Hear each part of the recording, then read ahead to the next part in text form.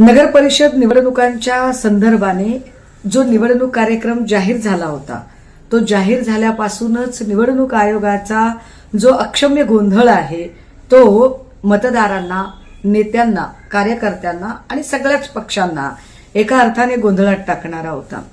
त्यातही अचानक 24 ठिकाणच्या नगर परिषदांच्या निवडणुका रद्द झाल्या।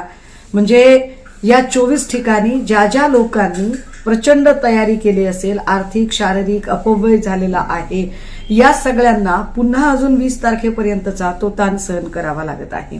मात्र 24 नगर परिषदांच्या निवडणुका रद्द होत आहेत म्हणून इतरही नगर परिषदांच्या निवडणुकांचा ज्याचं आज मतप्रक्रिया राबवली जात आहे त्याचा निकाल जो उद्या अपेक्षित होता तो 21 तारखेपर्यंत लांबणीवर टाकणं हे त्याही पेक्षा अधिक त्रासदायक आहे।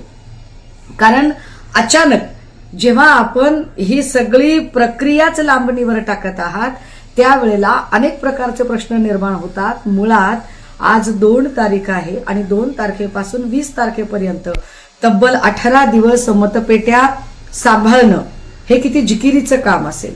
या सगळ्यांमुळे एकूण पोलीस व्यवस्थेवर किती ताण येऊ शकतो, निवडणूक आयोगाच्या कर्मचाऱ्यांवर किती ताण येऊ शकतो, यामधून जे वेगवेगळ्या पक्षाचे नेते कार्यकर्ते आहेत यांच्यातला जो एकूण स्थानिक पातळीवरचं जे एक सामंजस्याचं सलोख्याचं वातावरण असतं हे वातावरण किती बिघडू शकतं याची सुतराम कल्पना निवडणूक आयोगाला आहे का?